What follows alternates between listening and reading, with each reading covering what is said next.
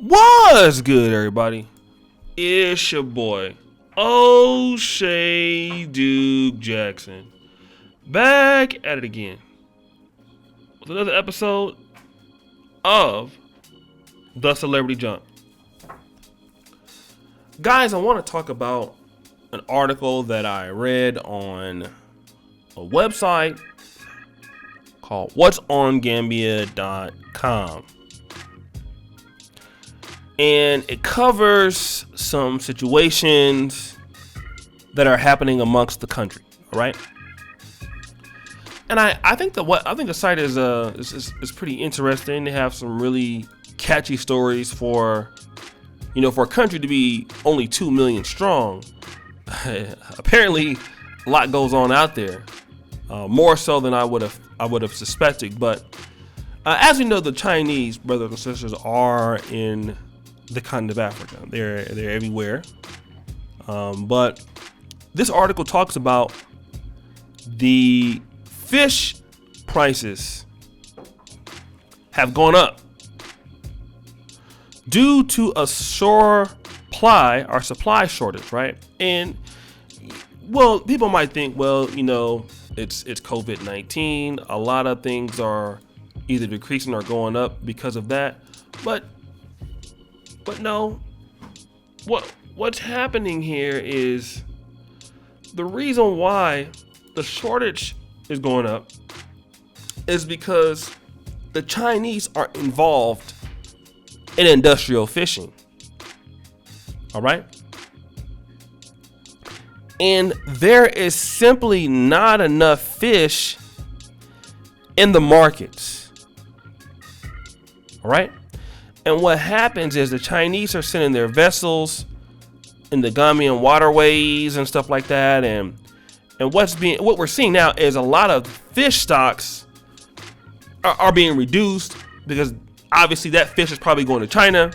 And then the livelihoods of people who can afford the fish are being reduced because people in the Gambia, as we know, don't make a lot of money. And if we don't make a lot of money, and you're looking for a staple like fish, which is, very important for the African diet, it's scarce. Now, people that are in the Ministry of Fisheries and Water and Resources section are so afraid to publicly talk about this that they're asking for to be anonymous, right? Anonymity. But what they're saying is that this is not being controlled by the government. All right. And because the demand of fish is growing, you can't make the money Gambia, you can make it other place. But how is this coming about? All right.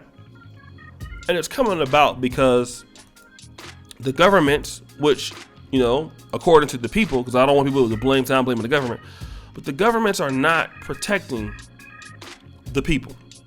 Okay? The governments are not protecting the people.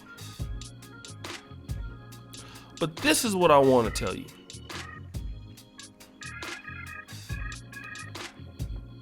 Governments are not going to protect people anywhere in the world. All right? Now, some countries is better, but on the continent of Africa, you can suspect. And I don't like to, to abuse African countries. I'm quite silent on this issue. So I never know when I need to go there. But I will say that African countries are going to look out for the people with the most money. That's just what I feel. All right. Now, I want to say this again. I'm leaving the accountability on people in the diaspora. Now, I did say one time that the African continent has enough talent to maintain itself. Unfortunately, in governments, it might not be the most integrity. Okay? What can the Gambian community do to stop this? All right? What measures can be in place? And a lot of times for those people who are out of the diaspora, this is something that needs to be addressed. This is what because the Chinese are going to continue to operate in situations in which you cannot operate in. So either you get into the same business and do it like they're doing, or you do something. But one thing you cannot do is do nothing. All right? That's just the thing. That's the thing.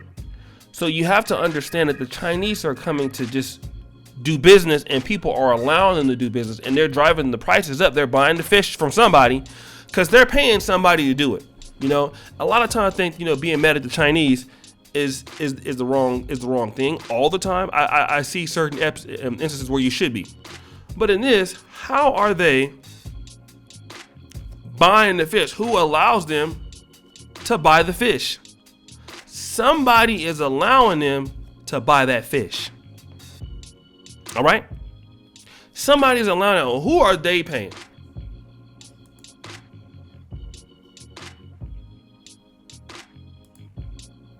And a lot of times, what people are going to understand in situations such as this, and I hate to say this, but this is probably why, if you're in the diaspora, if you are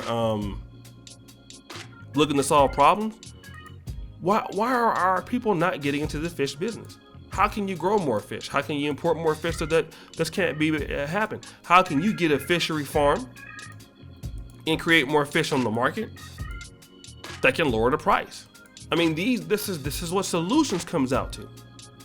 Because the Chinese found a solution when they said, well, damn, we don't have enough fish, so let's go to the Gambia, where everybody knows the Gambia is really good at fish. So let's use the Gambia to get our fish game up. Everybody knows this is what they do. But the thing that you need to do, again, is to follow suit. A lot of times we have to leave our feelings, and I'm saying this out of love. Our feelings a lot of times belong on the sidelines. Like a lot of times as African Americans, as African people, how we feel about something doesn't change the outcome. I'm a very emotional person. I can be that. But one of the good things I like about myself is after I get emotional, I get mad, I sit back and say, you know what did that do for me? That really didn't achieve anything. So maybe let me stop doing that. Let me use my manly thinking and say, okay, well, if there's a problem, there's an opportunity for me to do something here. Well, if I like fish, I know something about fishing. Why don't I start growing my own fish? Why don't I start not growing it but reproducing fish? What can I do to solve a problem? And this is what I challenge a lot of you brothers and sisters to do that's interested in the continent of Africa. Start looking for things that you can solve problems to get. It's like we gotta get into. We have to be solution based. Solution based is what we need to do. Once we're solution based, things will come faster for us. But if we're not solution based, we're going to continue to have a lot of problems. And that's what we need to do. Continue to be solution based. All right. So guys, it's your boy, O'Shea Duke Jackson, back at it again. Another episode of the Celebrity Junk. Subscribe, hit the bell. Shout out to the Kinganda Nation. I really appreciate you. Keep it real. Kinganda forever. Thank you for everything you're doing. I'm out.